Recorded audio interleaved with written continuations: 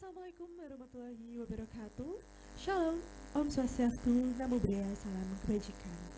Yang kami hormati, Ibu Dr. Anda Melda Merdeka MSc, Direktur Penanganan Sampah, Deputi Bidang Pengolahan Sampah, Limbah, dan B3 Kementerian Lingkungan Hidup, Pak Stefanus, Director of Public Affairs PT Huayo Indonesia, Bapak Michael Yesi, PhD, Investment Director SUS International, Bapak Egi Ramdhani, Senior Manager Pengembangan Bisnis Hijau PT ID Survey, dan Ibu Magdalena Veronica, Director of External Relations CNJR Indonesia.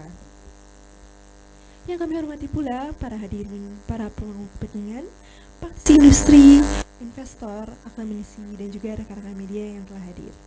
Selamat siang dan selamat datang di sesi CEO Talks di Intro War Room, Winning the War on Waste Through Circular Innovation. Saya Zalfana Fatifa, selaku Master of Ceremony dan juga moderator pada acara hari ini.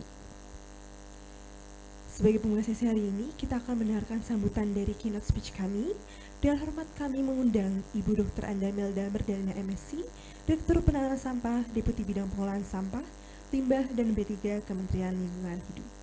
Kepada Ibu Dr. Anda Melda Merdeka, kami persilahkan.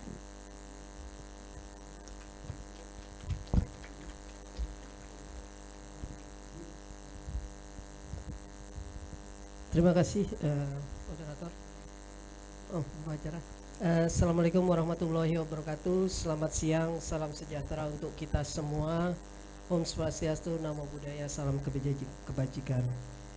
Yang saya hormati para direksi dan pimpinan perusahaan baik dari sektor pertambangan energi, manufaktur, kehutanan yang telah hadir di tengah-tengah kita. Yang kami hormati kepala daerah atau bupati, wali kota, gubernur atau yang mewakili yang tengah hadir di sini, rekan-rekan investor teknologi lingkungan, para pakar akademisi serta seluruh peserta panel diskusi Envirotex 2026 yang berbahagia.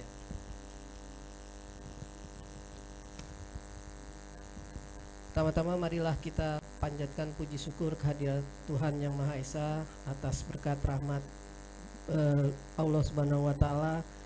Kita bisa hadir pada siang hari ini dalam kegiatan talk show dengan tema The Industrial War Room, Winning and War on Waste Through Circular Innovation. Kedengarannya serem banget ya, War Room. Bapak Ibu yang saya hormati, pengolahan sampah merupakan salah satu isu lingkungan yang perlu segera diselesaikan karena dampaknya yang sangat signifikan meliputi yang dapat menyebabkan pencemaran air, pencemaran udara, pencemaran tanah, dan juga adalah perubahan iklim. Berdasarkan rencana pembangunan jangka menengah nasional RPJM tahun 2025-2029 yang tercantum dalam peraturan Presiden nomor 12 tahun 2025, bahwa ditargetkan tahun ini pengolahan sampah harus terkelola sebesar 63,41%, cukup besar di tahun ini, dan 100% pada tahun 2029.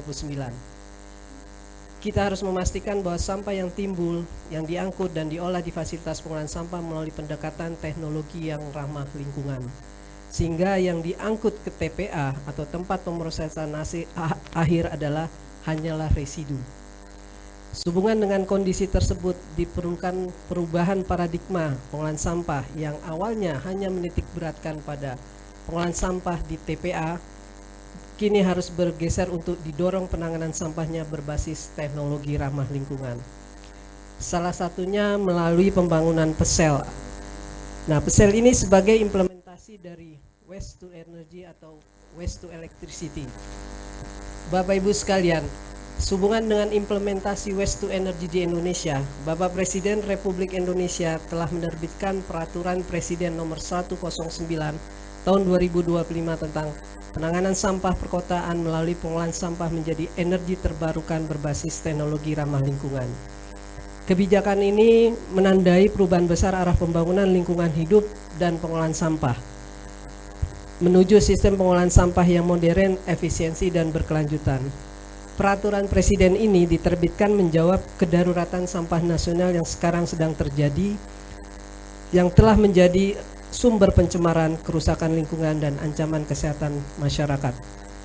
Melalui Perpres ini, pemerintah melakukan pengelolaan sampah ini secara terintegrasi dengan pendekatan teknologi ramah lingkungan yang hasilnya bisa dirubah menjadi energi listrik. Namun penekanan dari Perpres 109 ini adalah pengelolaan sampahnya. Adapun energi listrik yang dihasilkan merupakan tambahan atau bentuk positif dari hasil pengolahan sampah yang ramah lingkungan tersebut.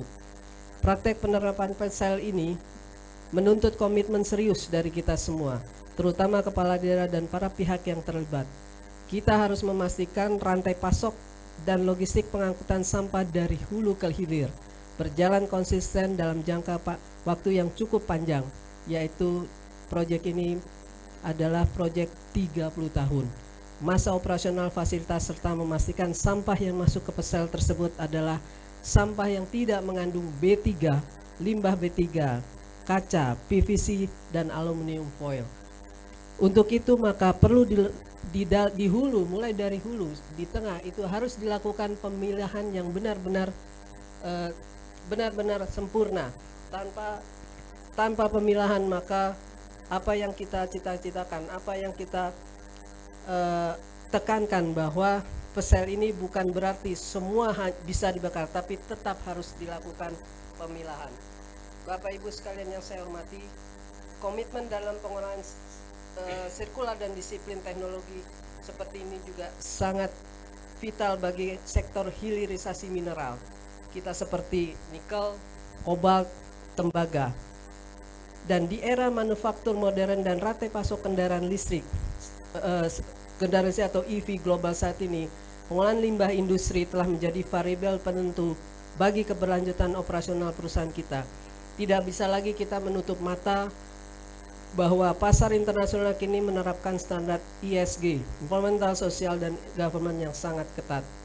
Kegagalan industri dalam mengolah sirkulasi limbah pertambangan dan pemurnian mineral bukan hanya menjadi ancaman langsung bagi ekosistem lokal, melainkan juga akan menjadi tantangan penghambat investasi masuk serta menurunkan daya saing ekspor.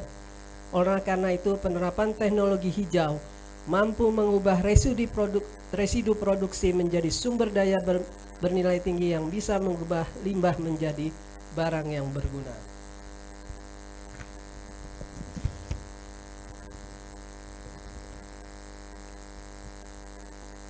Bapak Ibu yang berbahagia, Forum Envirotech 2026 ini adalah momentum emas bagi dunia usaha untuk membuktikan diri sebagai mitra strategis pemerintah. Kami mengajak seluruh praktisi, penyedia solusi teknologi waste to energy, pelaku industri, pemerintah daerah dan sektor privat untuk berkolaborasi erat, dan mari kita merumuskan langkah-langkah konkret. Mari kita membangun ekosistem di mana sampah tidak lagi dipandang sebagai masalah, melainkan sebagai bahan baku pertumbuhan ekonomi demi masa depan Indonesia yang bersih, mandiri, dan berkelanjutan.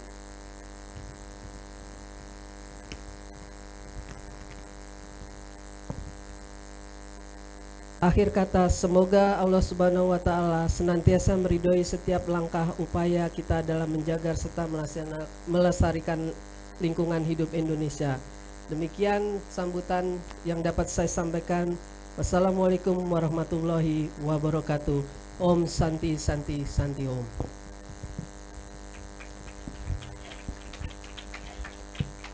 Terima kasih Ibu Dr. Anda Melda Media MSc atas arahan dan peta jalan yang jelas mengenai regulasi yang progresif.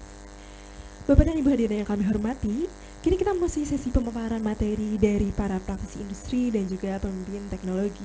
Dengan hormat kami mengundang Bapak Stefanus, Director of Public Affairs PT Huayo Indonesia, Bapak Michael Jasli, PhD, Investment Director SES International, Bapak Egi Ramdhani, Senior Manager Pengembangan Bisnis Hijau PT ID Survey, dan Ibu Magdalena Veronica, Director of External Relations CNJR Indonesia untuk maju ke depan.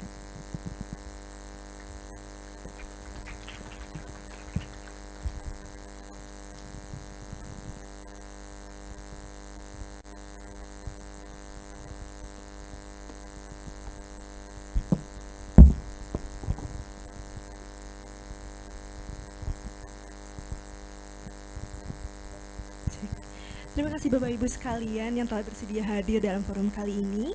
Namun sebelum kita mulai pemaparannya, izinkan saya untuk menyampaikan profil singkat dari masing-masing narasumber terlebih dahulu secara bergantian.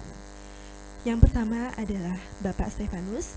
Bapak Stefanus itu merupakan Direktur dari PT Huayu Indonesia. Beliau merupakan lulusan dari UGM, Universitas Gadjah Mada, dan sudah memiliki pengalaman lebih dari 5 tahun di bidang sektor lingkungan, terutama di bidang maritim. Betul Bapak? Yang kedua, kami bersama dengan Bapak Michael Yesi PhD, Investment Director SUS International. Beliau telah memiliki pengalaman lebih dari 15 tahun di bidang energi terbarukan. Beliau juga pemegang gelar Doktor Kimia dari University of Exeter, serta fasih berbahasa Indonesia, Inggris, serta Prancis. Selanjutnya, kami memiliki Bapak Egy Ramdhani. Beliau merupakan Senior Manager Green Business Research dan Development di PT ID Survey. Beliau telah berkecimpung lebih dari 8 tahun di sektor lingkungan dengan spesialisasi pada kajian dampak lingkungan, audit risiko lingkungan, serta verifikasi emisi gas rumah kaca. Beliau ini juga tersertifikasi sebagai auditor lingkungan dan lead auditor ISO 14001. Dan terakhir, kami juga bersama dengan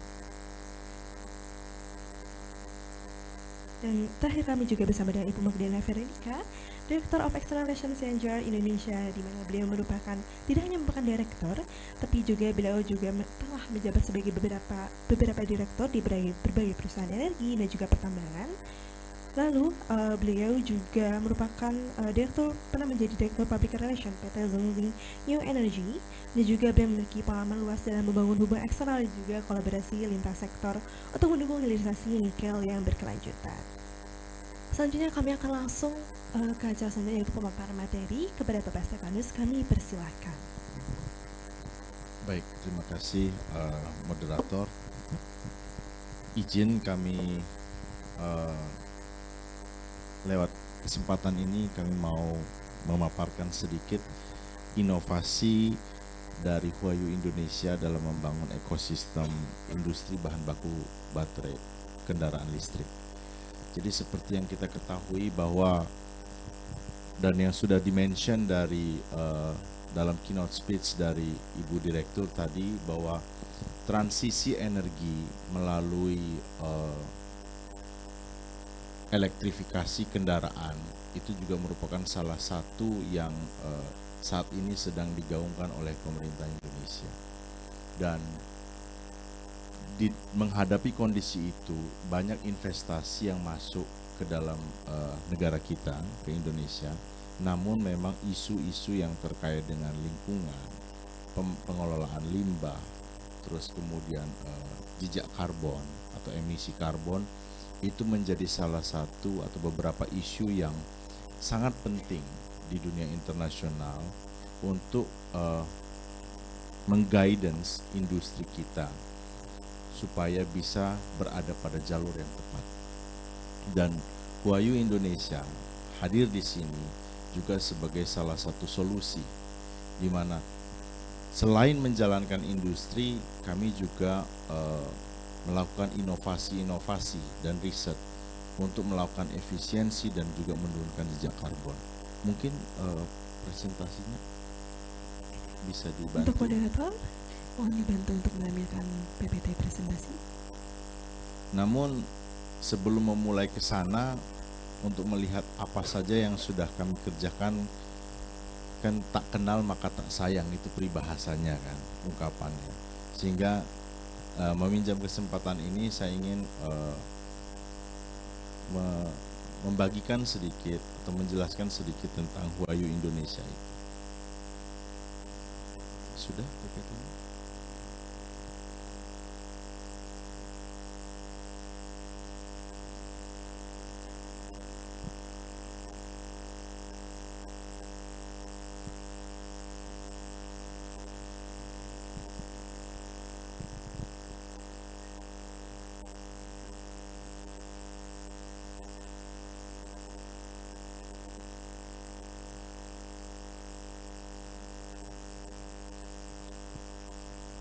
Sambil kita nunggu aja ya. Jadi saya sambil cerita nggak apa-apa ya.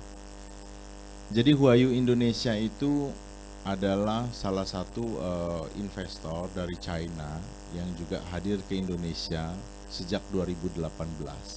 Kami hadir di Indonesia 2018, kami survei awal dan melihat bahwa Indonesia punya potensi yang sangat luar biasa, khususnya untuk sumber daya nikel laterit. Di sini dalam 7 tahun perkembangan kami juga sudah mengembangkan banyak sekali proyek dengan total investasi yang sudah mencapai lebih dari 11 miliar dolar Amerika Serikat.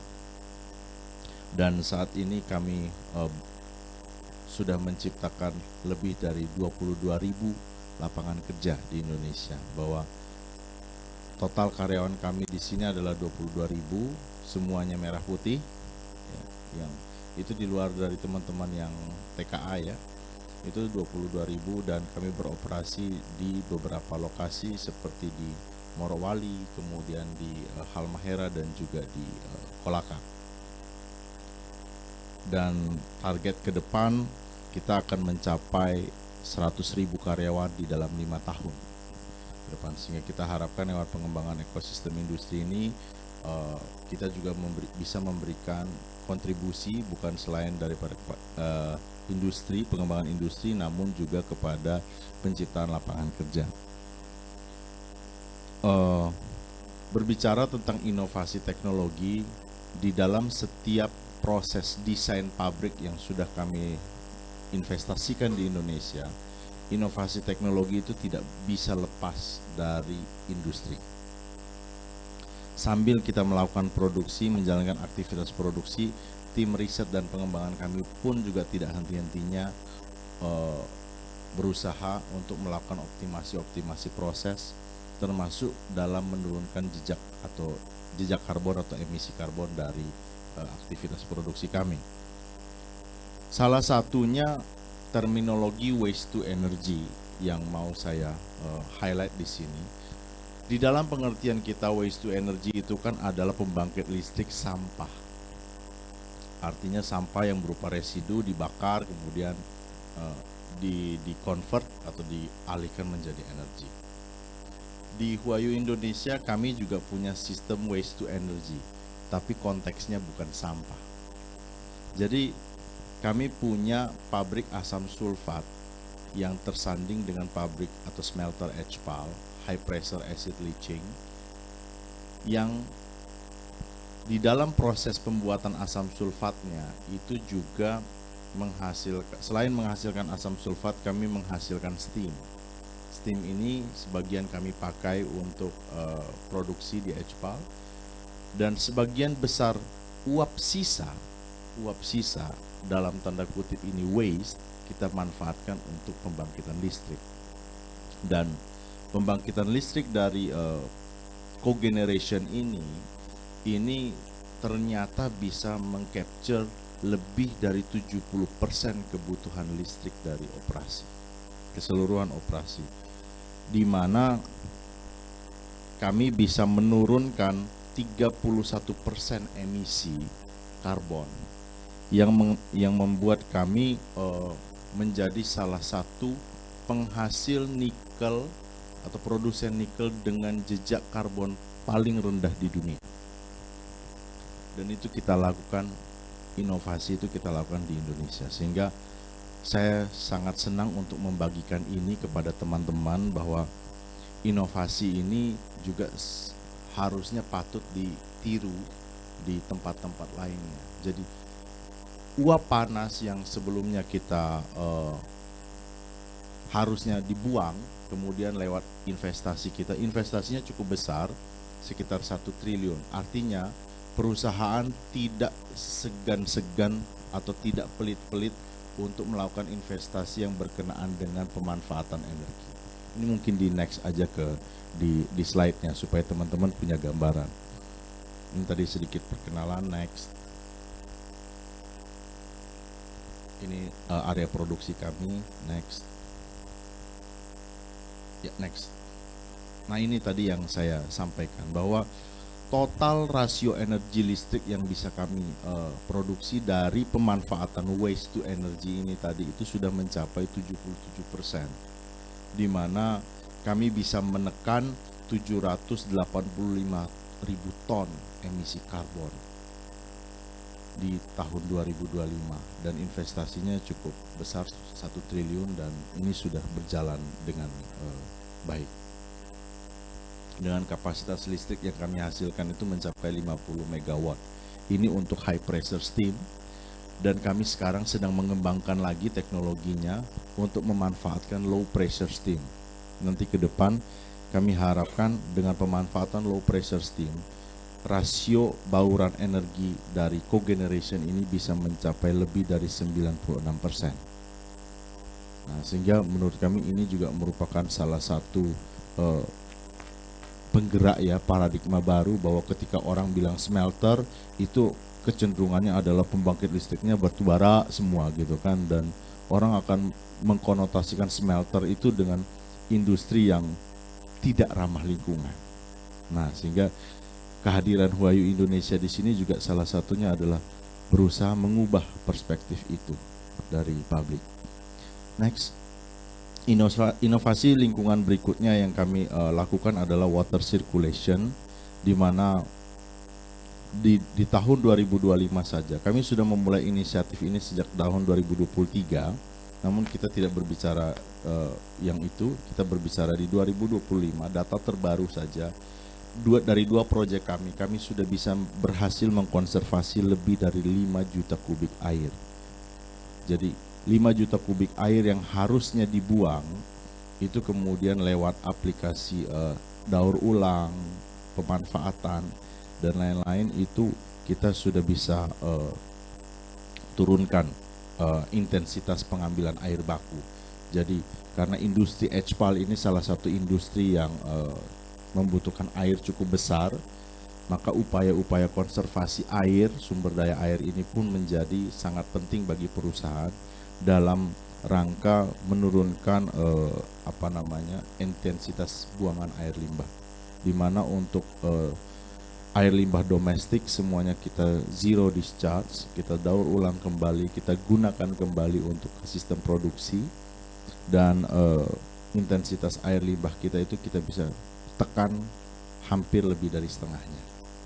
Sehingga itu juga intervensi-intervensi teknologi semacam itu, investasi-investasi semacam itulah yang terus-menerus dikerjakan juga oleh tim R&D kami, supaya bukan hanya produksi yang digeber, tapi bagaimana jejak lingkungan, jejak karbon dan juga emisi itu juga bisa kita tekan dengan seminimal mungkin, sehingga arah pengembangan teknologi dan pasar, bahwa pasar Eropa dan Amerika itu membutuhkan menetapkan standar ESG yang tadi sudah ditekankan oleh Bu Direktur, itu juga memang menjadi salah satu yang mendrive kami bahwa kita harus market oriented, dan market orientasi pasar saat ini adalah produk-produk yang hijau dan ramah lingkungan.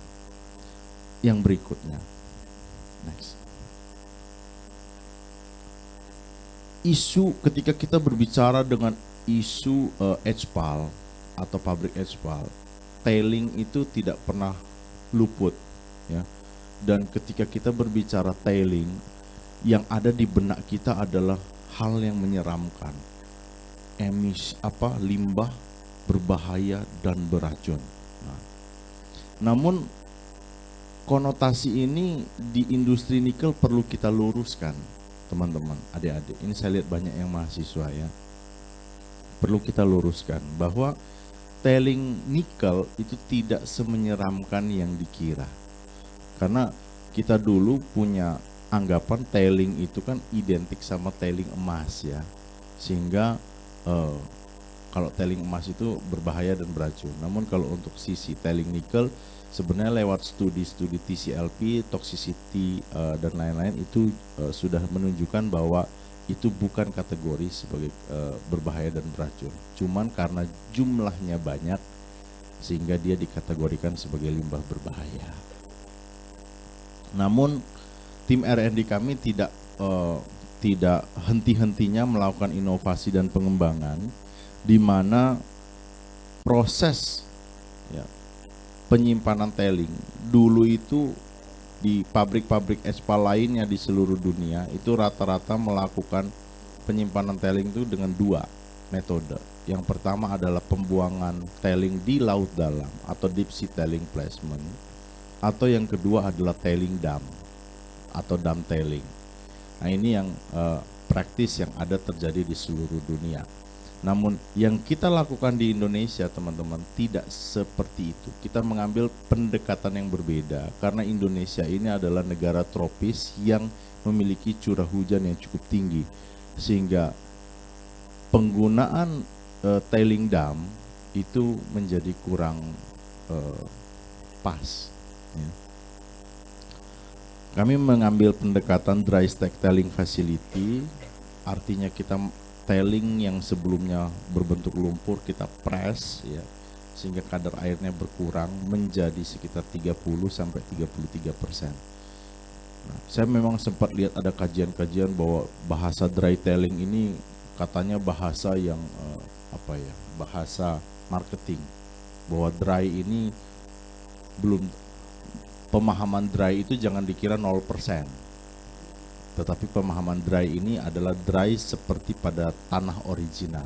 Karena tanah original kita itu di kisaran 35-40%, sedangkan dry tailing yang kita maksud di sini adalah tailing yang sudah dipress sehingga kadar airnya itu menjadi 30-33%. Bahkan sedikit lebih kering daripada tanah original. Nah, di dalam dry tailing ini ternyata itu masih ada komponen-komponen mineral yang masih bisa dimanfaatkan. Salah satunya adalah besi. Nah, sehingga lewat riset dan pengembangan kami, itu kami sedang melakukan riset, dan riset skala laboratoriumnya sudah selesai, sudah berhasil. Sekarang kami lagi masuk ke dalam tahap scale up ke industrial scale, eksperimental line, untuk kita bisa mengekstrak ini sebagai produk besi, yang mana di dalam ketika ini bisa dihilirisasi, nanti itu akan sangat membantu industri besi baja nasional. Selain itu, unsur sulfat yang ada di dalam tailing itu pun masih bisa kita daur ulang kembali untuk mendapatkan asam sulfat. Karena kalau kita lihat sekarang ini kan perang di Timur Tengah ini cukup mengganggu ini ya, rantai pasok dari sulfur, sehingga daur ulang asam sulfat dari tailing ini juga bisa menjadi salah satu solusi. Dan slagnya atau terak dari hasil pemanfaatan tailing ini itu juga komposisinya itu persis sama dengan semen, sehingga nanti terak ini bisa dimanfaatkan untuk bahan baku pembuatan semen. Sehingga memang inovasi-inovasi ini yang kami berusaha lakukan supaya terwujud juga closed loop di dalam sistem peleburan. Nah, namun investasinya ketika kita berbicara oke, ini pemanfaatannya bagus, bagaimana dengan nilai investasinya? Nilai investasinya juga cukup besar, sehingga itu memang membutuhkan komitmen yang cukup besar dari investor, dan juga pemahaman yang baik dari investor terhadap pentingnya menjaga lingkungan, pentingnya mengkonservasi lingkungan, dan pentingnya untuk mengoptimasi sumber daya mineral yang ada di negara kita. Karena seperti yang Pak Menteri selalu sampaikan, bahwa kita ini hanya meminjam bumi dari generasi penerus kita, sehingga pemanfaatan sumber daya mineral itu perlu kita lakukan secara komprehensif dan menyeluruh serta ramah lingkungan. Terkait isu sampah sendiri, kami di dalam pabrik kami sendiri, kami juga sudah melakukan pemisahan ya dengan sistem 3R, sehingga penggunaan sampah untuk menjadi pupuk organik, ekobrik, dan pagar untuk penghijauan area pabrik itu pun selalu kami lakukan dengan tingkat pemanfaatan sampah itu sudah mencapai 78%. Dan kami selalu berinovasi untuk mencari solusi-solusi terbaik untuk mengintegrasikan atau untuk mengharmonisasi antara industri dan juga lingkungan. Saya kira sekian pemaparan atau sharing dari kami. Mungkin teman-teman lain juga masih punya ide-ide yang lebih brilian, dan saya terbuka untuk kita bisa tanya jawab dengan adik-adik dan Bapak Ibu sekalian. Terima kasih.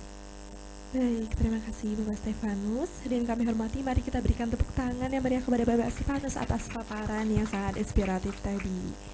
Baik, tadi kita sudah mendengar ya terkait PT Huayu Indonesia yang telah memanfaatkan nih sisa uap panas sebagai pembangkit listrik, lalu juga menerapkan sistem resirkulasi air limbahnya, dan juga banyak sekali tadi pemanfaatan dari waste yang dihasilkan oleh industri PT Huayu untuk menjadi agar tidak benar-benar dibuang atau untuk mencoba untuk menjadi zero waste. Nah, selanjutnya kami mengundang Bapak Michael Jasdik, PhD, Investment Director SUS International, untuk memaparkan materinya. Kepada Bapak Michael, kami persilahkan. Thank you very much. Good afternoon, everyone.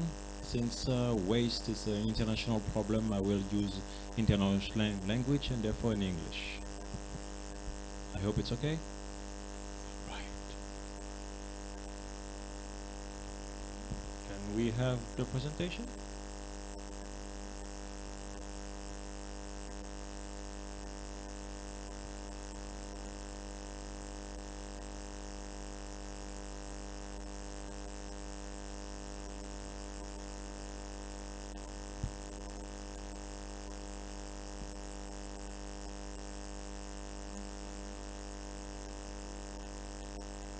All right. Let's start to talk before the presentation. Therefore, this presentation is about SUS first. Just want to introduce the company, which is responsible for waste management. It's a technology provider and an investor as well regarding waste management, and more particular, the waste to energy, using incinerator as for the technology.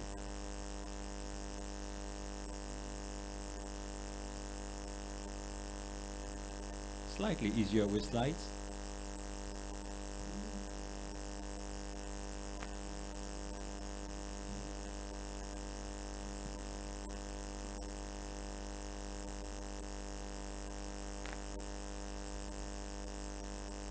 There you go.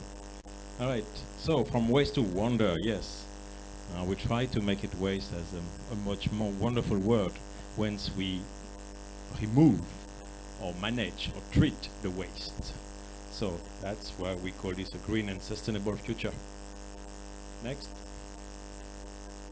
Right, I will talk about SUS and most important about Indonesia, because we are in Indonesia. The waste problem you just heard is a big problem, no question about that. So let's see what can be done, and more focus first on the policy, because everything starts with the policy. If there is no policy, it's a chaos. So let's see what has been done in Indonesia, and let's see what is the opportunity, and then I will move on to reality, what we SUS has done in Indonesia in this perspective. Next. Yep, keep going. Right, so very briefly, SUS, as I just mentioned, we are doing waste to energy. The waste is municipal waste. Okay? We do not touch so-called the BTIGA, the hazardous waste. Right, so Eco-Industrial Park, I will talk about it just after that. We can supply also the steam, just like has been said just before, but this time it's slightly different. We use mainly the steam for production of electricity, because that's our business, but then we can also supply to other the steam. So it's a slightly different, but the same concept, to be honest. The sludge treatment, that's for the water treatment. After the water has been treated, sludge, that also needs to be taken care of. It used to be just put it somewhere. We can treat this as well. And environmental remediation, that's actually for mining. We can take care of the soil after the mining is finished. Right, next. So, we are a Chinese company, SUS International. SUS stands for sustainable, by the way. I forgot to mention that. And we are first and foremost a technology provider, the number one in the world to provide technology. We of course provide for ourselves because we invest, but of course we provide this technology to others as well. So we provide to more than 300 plants so far, all over the world. Okay, and we invest in 90 plants as well. So there's not enough space in the map to show you all the dots in China for the moment, but there's plenty of them. And then now SUS has decided to go international. That's why my name is under the SUS International outside China. Next. And that is where we are standing at the moment. So you can see some project in Uzbekistan, Iraq, Vietnam, Thailand, Indonesia, to say for the beginning. We are planning to be honest, international means all over the world. But of course, we started in Southeast Asia. And you can see the tonnage. I think you can see the tonnage. We are not doing small scale. We are doing big scale. Okay. Usually minimum 500 to 600 ton per day. That's a minimum. Up to be honest, there is no limit. Right. Next. So those are the beautiful picture of the. No, I have to say those are 3D representation because they are under construction. Right. At the moment, they are still under construction. So this is a representation of what they will hopefully look like when they are finished and completed. As I mentioned, Vietnam, Uzbekistan, Iraq, Indonesia, and Thailand, I think. Next. Now, we have been called a scientist, solid waste scientist. That's a nickname. That's because we are doing research and development on our own. We are now, at the beginning, when we were established in 2008, we licensed the technology from Japan. But early on, our founder and chairman, is a PhD as well, decided to do research. And as such, we own our own technology. We patent our own technology. So I'm not going to go all over this. The number 4, SUS 4.0 is based on efficiency, high efficiency, just like what you heard, high pressure for the steam. We do the same, and that means we produce more electricity than a normal, conventional, should I say, technology in incineration. The second point is, you heard about it, I'm sure, AI. That means a lot because you can improve the efficiency as well for the overall plant. The whole plant is under AI, and that makes a lot of difference. But humans still there, do not misunderstand. Okay, we just use this to make sure the plant is running efficiently. All right, next. Now, as I mentioned, eco-industrial park and low carbon. So this is more than just a concept. It's been started in China. The idea is different ways, different technology for waste, and different facility. Why don't we put all in the same place? Okay, because some of them also produce waste. So what happened to the waste from this waste treatment? And some of them also need steam.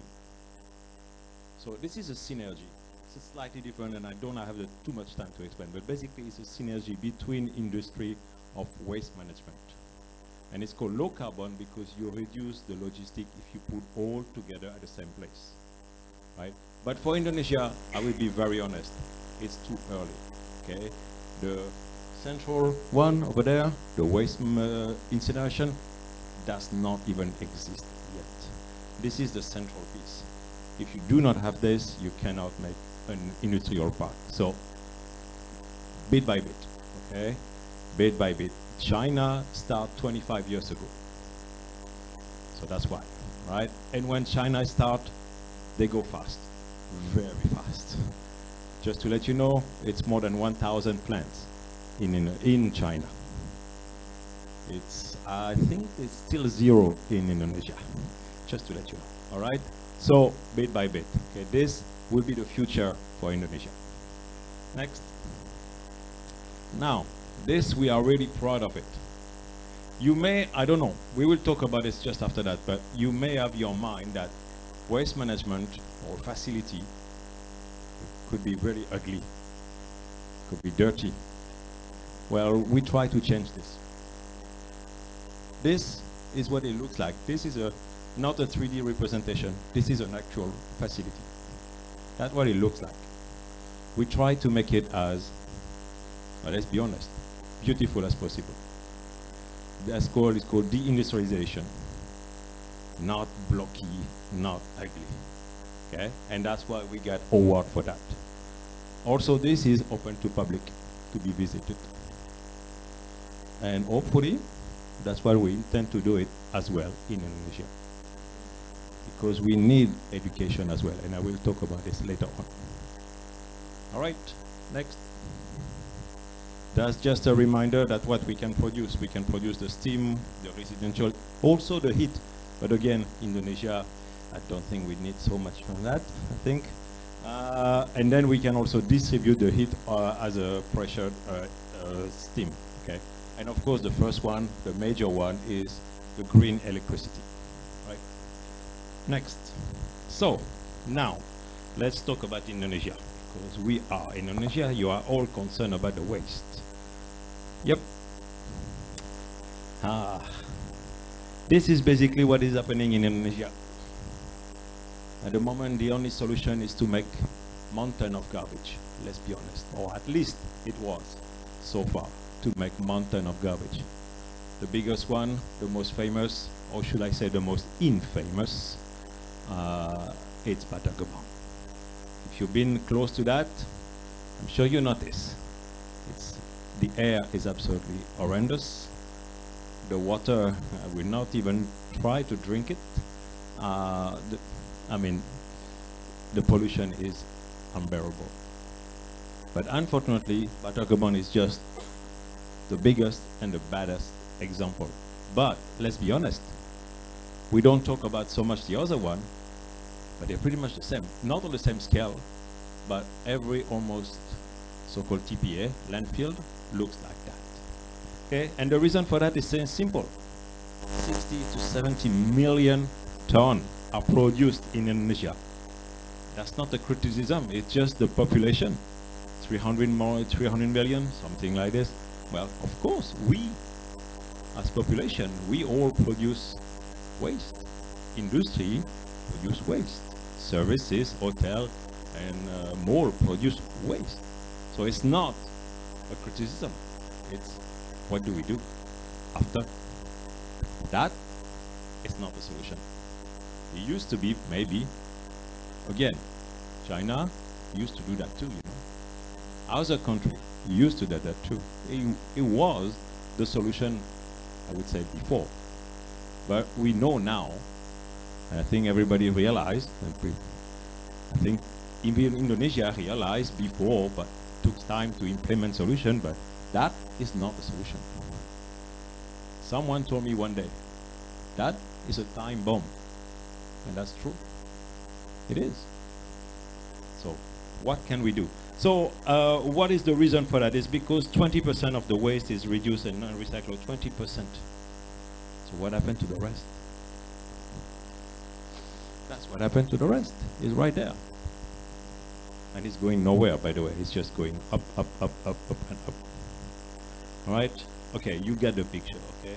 I know Kyle and other ministry try to do something. So what has been done? Could you next to the next one? What has been done? Unfortunately, I think that's a bit okay. Some policy, some very important policy regarding waste management. Now the one is not here. It's 2008, and it's mentioned by the Home Affairs Kemendagri. It's the responsibility of the city. The waste management belongs to the city. That is very important. Every city is responsible for themselves. But in 2016, the government, the central government, those are pair press, okay, try to initiate to help those cities. Those cities are not easy for them to do it. They are a bit lack of knowledge, possibly.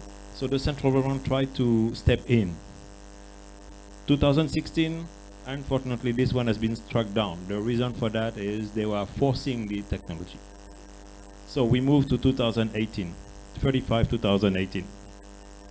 This one was written in Kemenko Marves, and with international institution, financial institution to help to do that. Now they introduce a special price for the electricity and also a tipping fee. Now the reason for that, if you look at that and if you are an IPP, you say, oh, this electricity tariff is really high.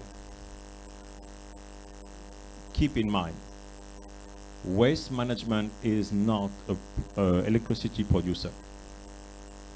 It's a waste management first and foremost. You just heard from KLH, PCEL. PCEL means what? Bangora Sampah menjadi energi listrik. First and foremost, waste management. So this price cannot and should never be compared to coal, solar, or anything else. It's a two different thing. Okay. So unfortunately, you may barely see it. Only 2 projects were completed under the 35. Not, and this is 2018. So the central government, you just heard, under Prabowo, decided to revise and make a new Perpres, so-called the 109/2025. Slightly the same. The central government is taking over this time. On the 35, it was still under the city to do it. The city were responsible to do their own tender for waste management. Under the 109, it's under the central government. You heard about it, it's Dananta. This is written just behind me here. Sorry about that, I was not expecting to sit in front of it. All right. The reason for that is, as I mentioned, the city and this one in the middle, not easy for them to do the tender. Those are 100 million, let's be honest, minimum $100 million projects. So for the city, maybe not all have experience to do so. They were a bit difficult for them. So the central government say, okay, I will do it for you or with you, okay? The city is still involved, of course. Next. So this is the comparison between the 35 and the 109. All right, so no more tipping fee. Everything now is under electricity, okay, under the tariff. That means the budget of the city is not impacted. And that's a relief for the city, because they were not easy to pay, so-called the tipping fee. Right? Now, this is a 30-year with a contract with PLN, which is now totally the same for all IPP, to be honest, but this is possible. As I mentioned, the coordination is now under Danantara. All the tender are done by Danantara, centralized. And we have a streamlined approval. Now, streamline means a bit faster. We all know in Indonesia, permits could be a bit of a challenge. Right. So that's why the government say, okay, this is under Danantara, it will help to have the permit. Okay, help. It doesn't mean that the permit still have to do it. And the land. Now this is really important. The land in Indonesia is also the second issue. Okay. We all know that. No need to no need to hide this. It can be tricky. So this time it's been a bit separated. It will be in ahead of time. Before the tender, the land is prepared by the city themselves and proposed to Danantara. So that makes life much easier for the investor and the technology. All right? So that's why all of this is now been much easier for us, the technology or investor. Next. But policy is one thing. People remains very important. I want to show you this. Those are two pictures from news outlet. No need to name them, it's okay. But for them, it's represent what's supposed to be a waste management or a P-cell. I can tell you, you remember I showed you the picture before, a real picture. Does it look like that? I help you. The answer is no. But yet, unfortunately, that's what is being represented in Indonesia. And that is bad. Because even the news get it wrong. And if they do get it wrong, then how the people can get it right? It won't work. And that's what is called the NIMBY. Okay? Not in my backyard.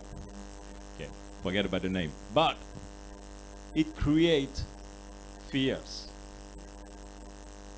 Not realistically, but what can they say? Of course they are worried when they see this kind of thing. Look at this fire open flame on this picture. So we need to also educate. Education is really important. We cannot force it. It will take time, no question about it. But I hope that's kind of event, and I hope you do not take this in mind, but you take the best picture that we present, that what it looks like a modern facility, because that is what's going to happen to Indonesia. Okay? So this is the myth, the dark smoke, the chimney. We do have a chimney, that is true. I guarantee you when it's online, it's not yet, but when you're going to see, it's not dark. It's just principally steam. That's what it is. Okay, so it's white. Blocky industrial. I told you, we try and we do and succeed to make it appealing. And education. No community benefit. No, that's not true. I will just show you just after that. And health hazard. No, I can tell you. A big part, I didn't put it here, but if you go to our booth after, a big part of the waste to energy is so-called the flue gas treatment. That's a major part of it. We treat the flue gas, so the emission, to be at whatever standard the country is asking us. Most of the time it's so-called the EU standard. We can do it. We can do the Indonesian standard. We can do the Chinese standard. We can go lower than in the European standard. And it is monitored online. The data is being given or streamlined directly to the environmental agency. So that is not true. That is the reality, but you cannot see it because I'm sitting in front of it. Okay? But I can tell you. All right? But we need to educate bit by bit. It will take time, as I repeat myself. It will take time. But policy is great, but education, it's needed as well. Right. 1 minute, then it's perfect. Next. Now, what are we doing in Indonesia, SUS? Next. Makassar. Now, see? That's not yet like this. We end up, we will try, we will, but not yet, not yet. So, but we start to do some CSR on Makassar, because once again, we need to educate the people, okay? So this one was a project awarded under the 35, okay, the second one, okay? But we try to move it, change of regulation, so we will move it to the 109.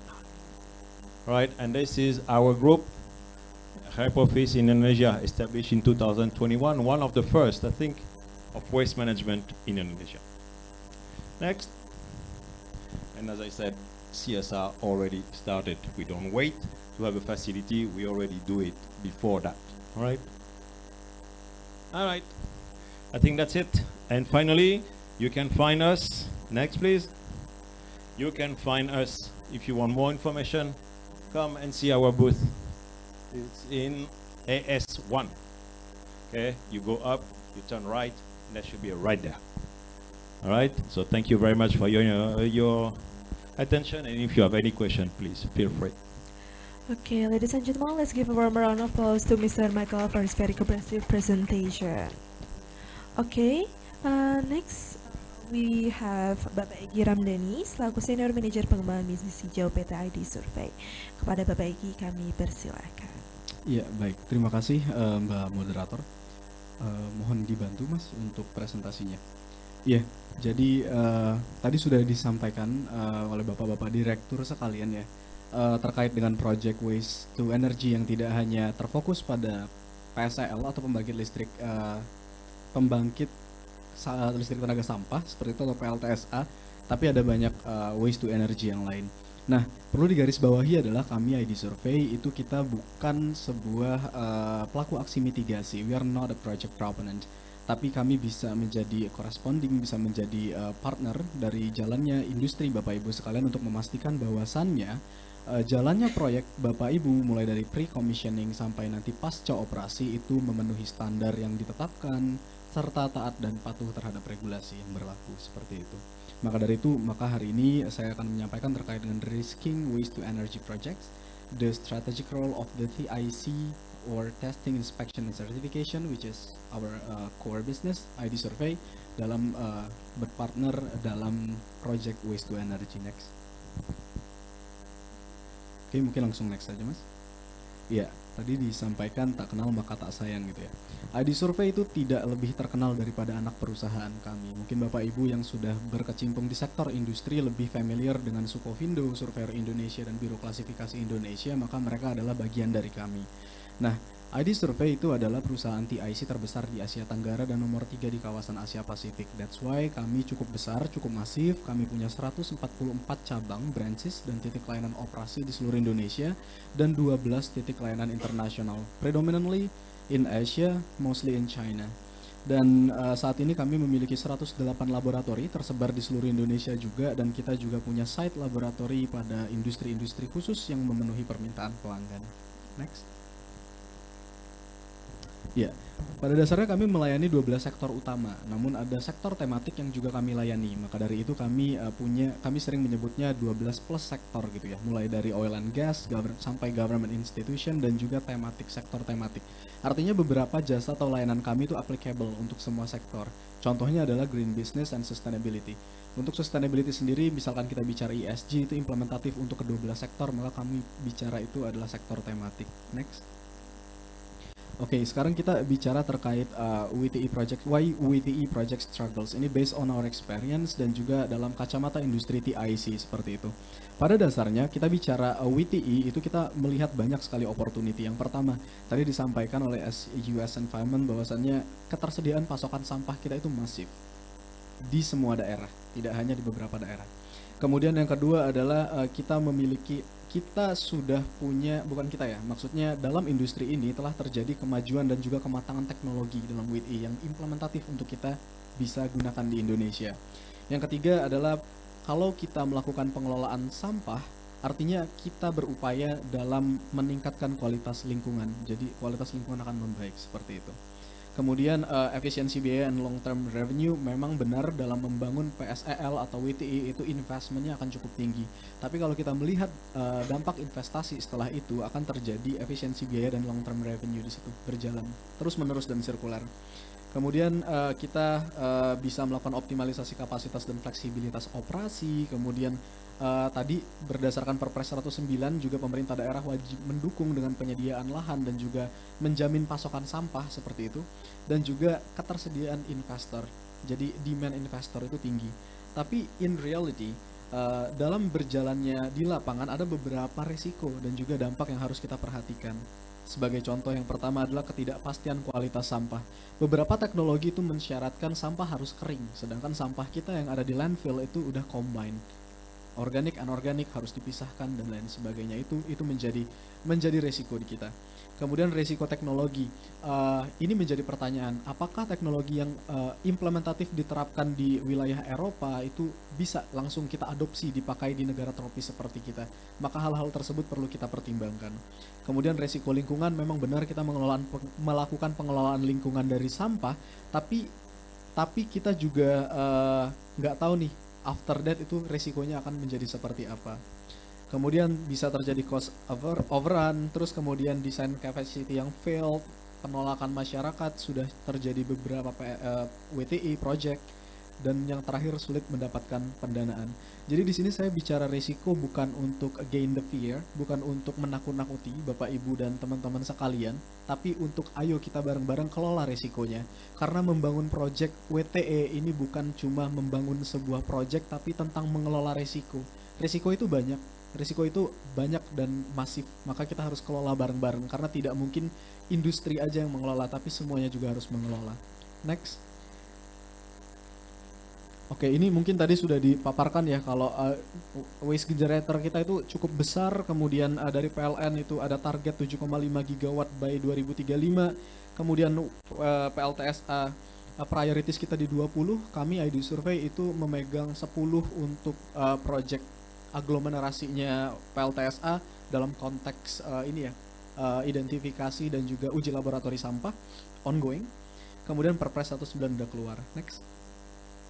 Nah, ini 6 resiko yang utama yang kami petakan dari industri TIC. Yang pertama feedstock risk. Sekarang sampah kita banyak, tapi tadi saya sampaikan sampah kita tercampur. Apakah B3 ada di sana? Who knows? Apakah bagaimana cara memisahkan sampah basah, sampah kering gitu ya untuk masuk ke dalam feedstock, itu menjadi PR kita bareng-bareng. Yang kedua teknologi risk, tadi sudah saya sampaikan terkait dengan adopsi teknologi ke Indonesia, kemudian transfer knowledge apakah akan berjalan dengan baik atau tidak. Kemudian construction risk, operational risk, financial risk, tadi biaya awalnya cukup masif. Yang terakhir ada regulatory risk, ketidakpastian regulasi dan juga regulasi yang terus berkembang ini menyebabkan menyebabkan pelaku usaha juga agak gambling dalam mengambil keputusan dalam membangun investasinya di Indonesia. Maka regulatory risk ini adalah juga tugas kita bersama dengan regulator tentunya. Next. Oke, sekarang ini masuk ke dalam TIC as a strategic risk mitigation. Jadi setelah tadi saya bicara terkait dengan risiko, apa yang mungkin arise ketika kita menjalankan atau mendevelop project di Indonesia, disinilah peran TIC masuk mulai dari pre-development hingga dengan operation and maintenance. Mungkin ini just a few, hanya beberapa dari apa yang bisa kami lakukan. More than that kita punya, karena kami di ID Survey itu punya lebih dari 500 jasa dan pengujian gitu ya. Nggak bisa kita masukin semuanya di sini, so we are very happy if you want to visit our booth as well di luar. So we can show you the complete list. Oke, mulai dari pre-development, feasibility study, risk assessment, environmental and social due diligence itu menjadi hal yang penting. Kami bisa berpartner dengan Anda dan memastikan bahwasanya project itu bisa berjalan sesuai dengan tadi yang saya sampaikan, sesuai dengan standar yang berlaku dan taat terhadap regulasi. Kemudian di engineering procurement itu sebelum construction, mulai dari design review, EPC contract assessment hingga procurement monitoring, itu perlu dipastikan semuanya agar jalannya proyek itu smooth and simultaneously. Kemudian di construction juga perlu dipastikan kualitas dari bahan baku dan juga kualitas dari bangunan itu sendiri. Kemudian di commissioning, operation and maintenance juga harus dipastikan. Jadi kami bisa hadir di end-to-end TIC Industries, not only ID Survey secara umum ya. Industri TIC tidak hanya ID Survey, itu bisa hadir dari awal, dari ide nih, saya mau masuk Indonesia, mau bikin PLTSA nih. Mulai dari situ kita industri TIC bisa masuk. Sampai nanti ketika sudah misalkan 45 tahun beroperasi, we should stop, we should close, kita juga bisa masuk seperti itu. Mungkin next. Ini udah saya sampaikan, next aja mas. Ini mungkin slide terakhir dari kami, ID Survey. Jadi why TIC matters. Jadi hadirnya TIC dalam jalannya proyek Bapak Ibu sekalian itu dapat menurunkan ya. Jadi meridak cost overrun-nya up to 40% karena tadi kita confident, kita we are assuring your confidence on doing a project. Seperti itu. Yang kedua, fewer commissioning failures up to 60%. Tadi saya sampaikan bahwasanya peran TIC tidak hanya melakukan pemastian di sebelum konstruksi, tapi di konstruksi, pasca konstruksi, kemudian pada saat operasi, maintenance, post operasi kami juga bisa hadir untuk TIC company itu bisa hadir untuk memastikan bahwasanya failures yang mungkin hadir itu dapat di-eliminate. Jadi resiko itu kita harus kelola ya. Kita harus eliminasi dulu, kalau nggak bisa kita substitusi, kalau nggak bisa juga kita kompensasi. Kita bicara risiko erat kaitannya dengan dampak. Yang ketiga, faster permit approval. Selain memang sudah diatur di 109 Perpres 2025, dengan hadirnya TIC itu biasanya memuluskan gitu jalannya perizinan. Karena setelah melalui fase TIC, assurance dari TIC biasanya regulatory itu lebih confident untuk accept semua permit yang propose oleh perusahaan Bapak Ibu sekalian. Kemudian bankability improvement up to 100%, tapi ini harus kita sesuaikan terkait dengan calon investor yang kita bidik. ADB punya standarnya sendiri, World Bank punya standarnya sendiri, even Himbara pun ketika dipecah BTN, Mandiri dan lain sebagainya itu punya standar masing-masing, termasuk bank swasta gitu ya. Jadi bankability-nya bisa up to 100%, but again, apa aja yang harus kita provide untuk bankability 100%, it depends dengan tujuan investor yang kita tuju ya, seperti itu. Yang nggak masuk dalam slide ini yang perlu saya sampaikan adalah dengan jalannya proyek PLTSA itu kita melakukan proyek aksi mitigasi, sehingga ada added value yang bisa didapatkan dari perusahaan Bapak Ibu. Apa itu added value-nya? Carbon tax, satu yang walaupun sekarang masih belum ada regulasinya, itu memungkinkan. Kemudian yang kedua adalah bursa karbon. Dengan menjalankan proyek aksi mitigasi, berarti perusahaan Bapak Ibu itu berhak dan juga berkesempatan untuk melantai di bursa karbon, sehingga ada added value, ada revenue di luar dari business as usual. Nah, ini sebenarnya yang menjadi daya tarik di Indonesia, yang juga menjadi daya tarik mungkin di negara lain, karena tadi implementasi ini juga meningkatkan revenue dari sektor lain, seperti itu. Dan terkait dengan dekarbonisasi, carbon tax dan lain sebagainya, kami industri TIC juga wajib hadir. Karena sebelum berdagang karbon, industri TIC harus masuk untuk melakukan validasi dan verifikasi perhitungan emisi yang tadi disampaikan, seperti itu. Baik, mungkin itu dari kami industri TIC, Bapak Ibu sekalian. Again, saya sampaikan, apa yang saya sampaikan tidak menakut-nakuti, we are not gaining the fear, tapi kami pengen mengajak seluruh lini, mulai dari mungkin starting from the university, mulai dari akademisi, mulai dari adik mahasiswa, pelaku usaha ataupun industri, kemudian regulatori untuk bekerja bersama, mengeliminasi resiko bareng-bareng.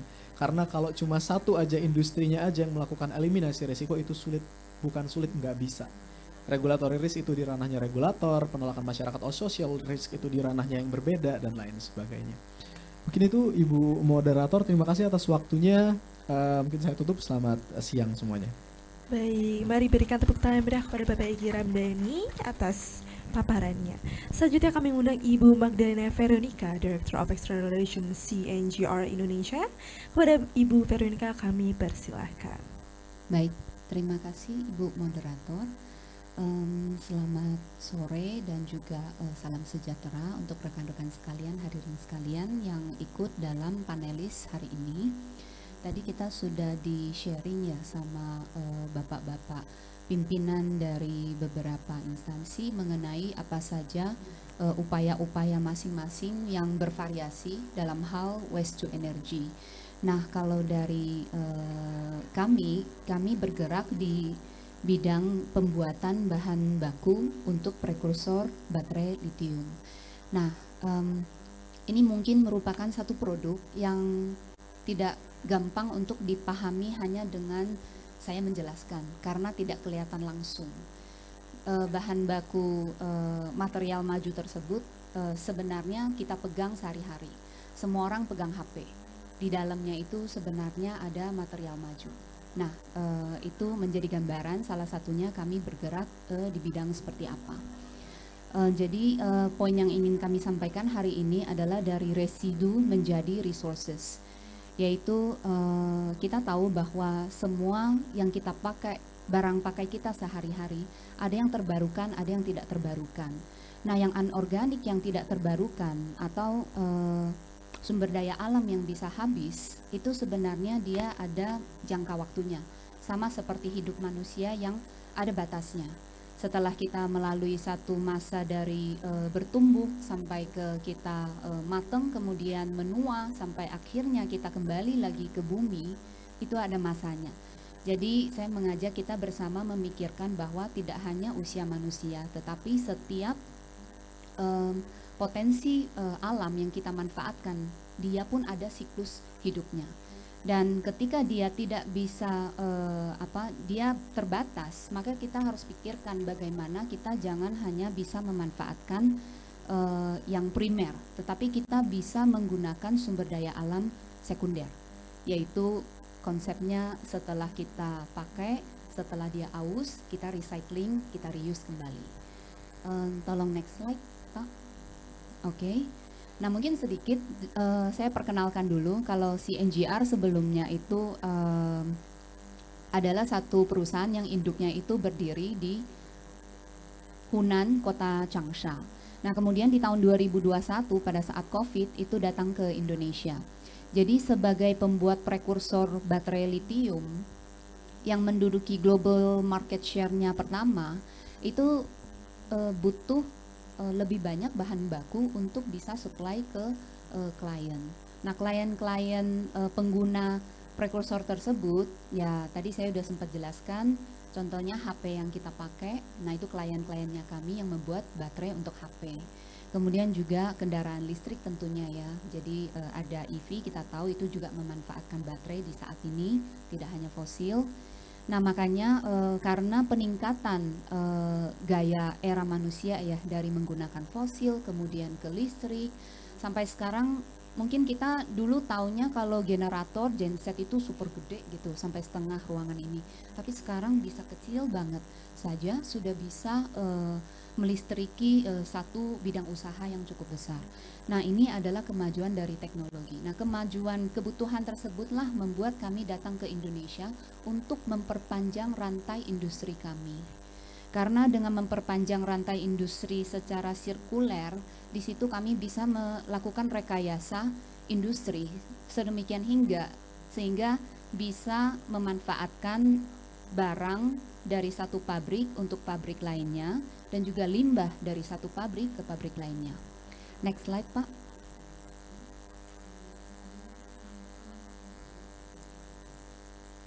Bisa next slide.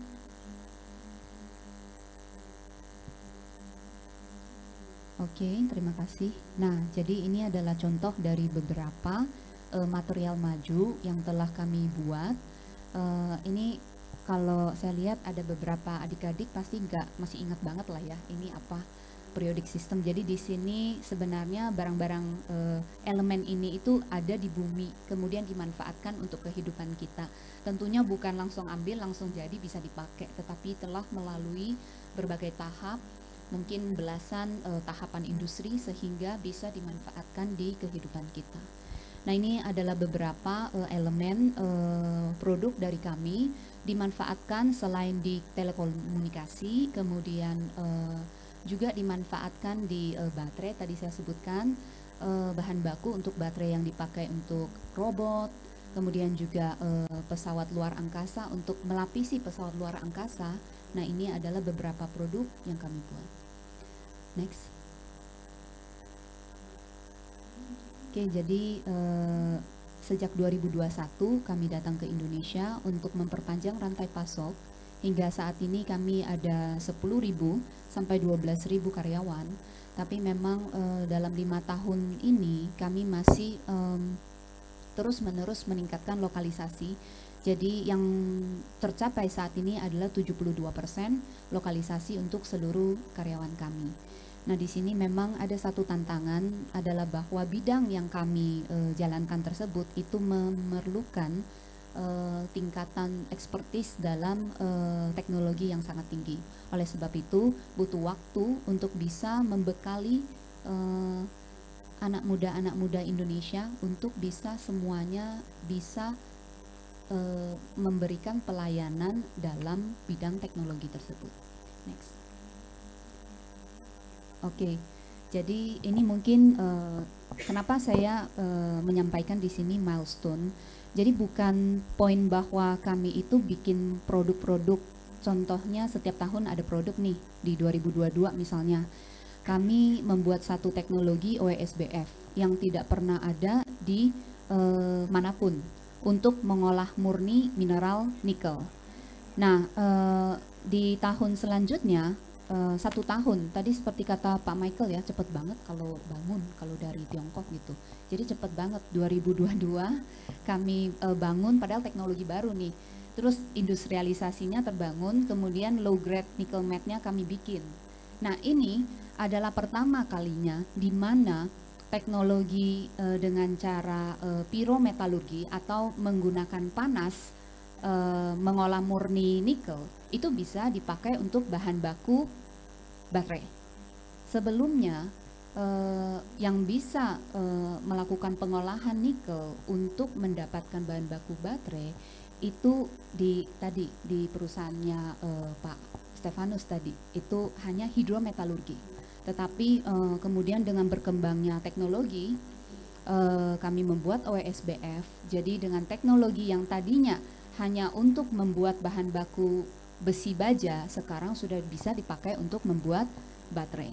Nah, di tahun 2024 kami tambahkan lagi nih kemurnian dari produk kami. Jadi yang namanya hilirisasi itu bukan cuma terbatas di satu tahapan saja. Sebenarnya masih panjang sekali siklus. Tadi saya bilang seperti manusia, mulai dari bayi, balita, batita, sampai remaja, terus sampai tua, lansia, sama juga sebenarnya dengan elemen ini. Jadi ketika dia masih di tahapan produk yang pertama maupun kedua, sebenarnya masih panjang sekali jalannya.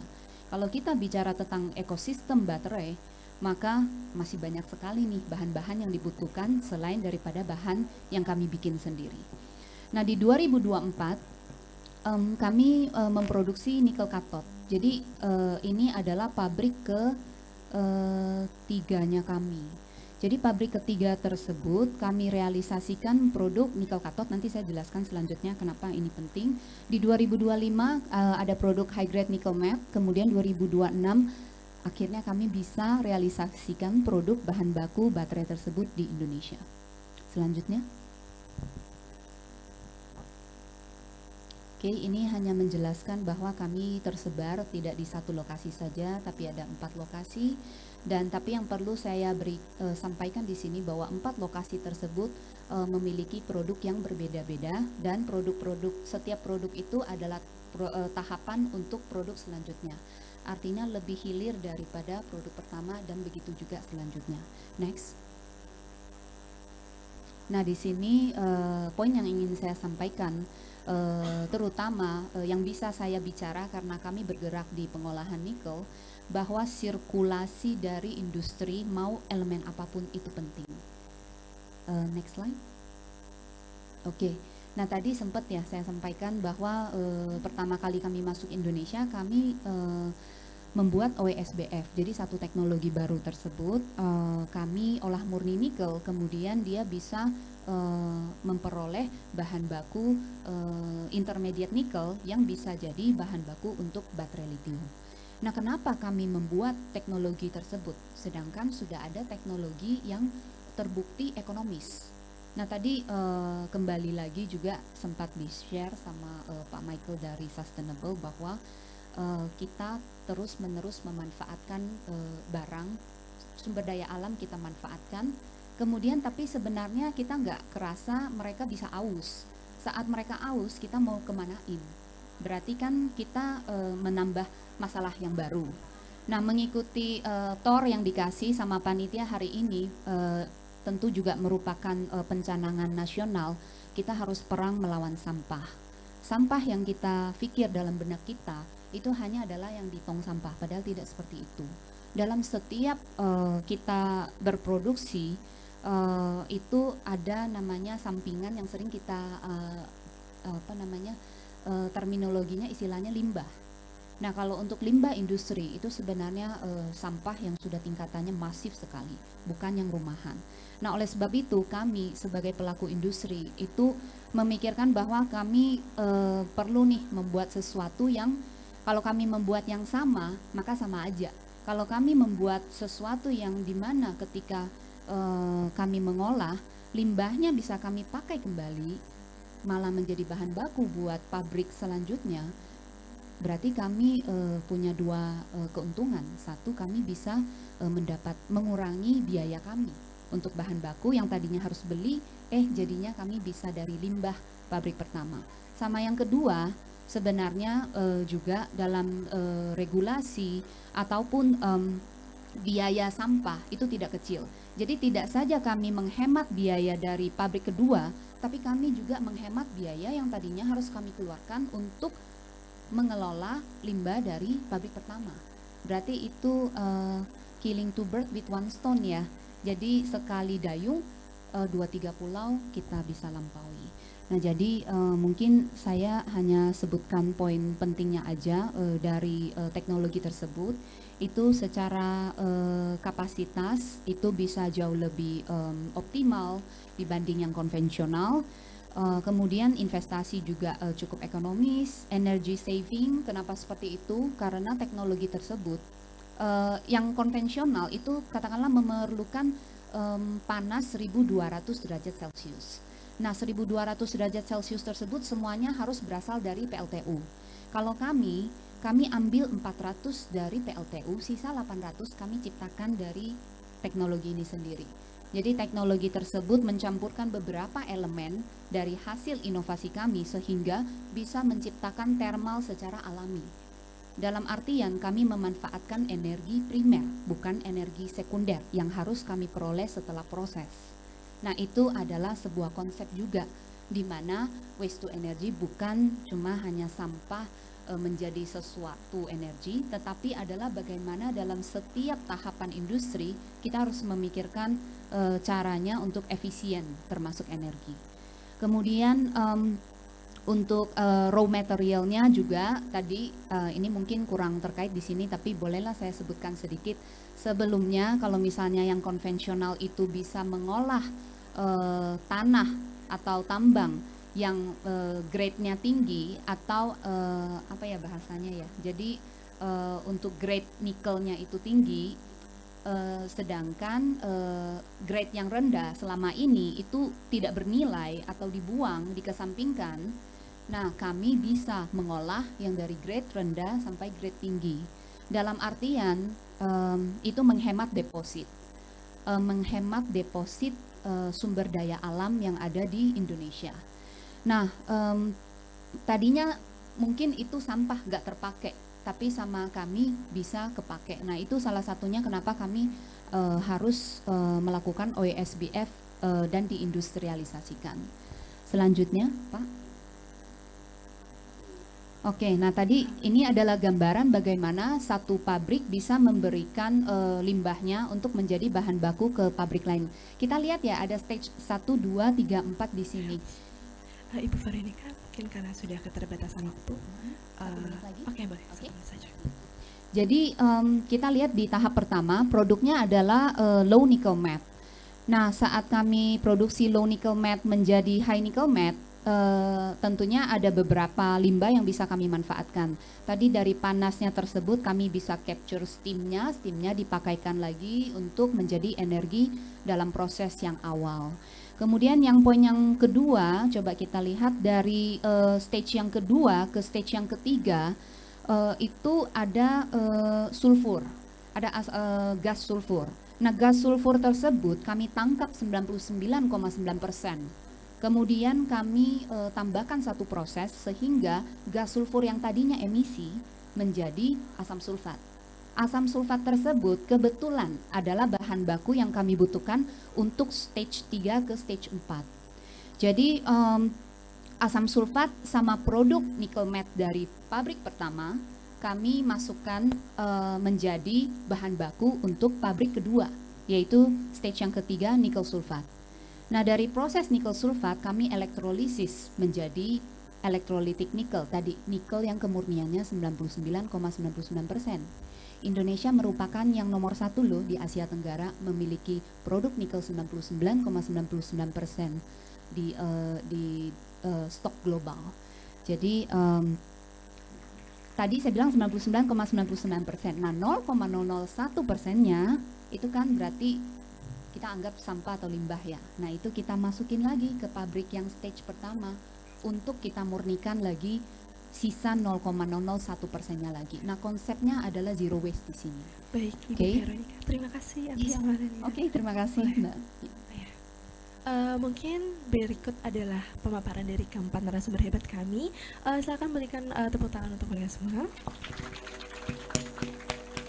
Sayangnya karena ada keterbatasan waktu, sehingga Q&A session akan kami akomodir untuk di masing-masing booth sehingga lebih bisa didapatkan lebih private lagi, dan juga mungkin saya juga punya beberapa pertanyaan yang ke tiap narasumber yang lebih teknis lagi, tapi mungkin tidak bisa diakomodir karena keterbatasan waktu sekali lagi.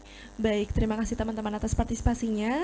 Namun sebelum itu dimohon untuk para narasumber dan juga teman-teman untuk berdiri agar kita melakukan sesi dokumentasi.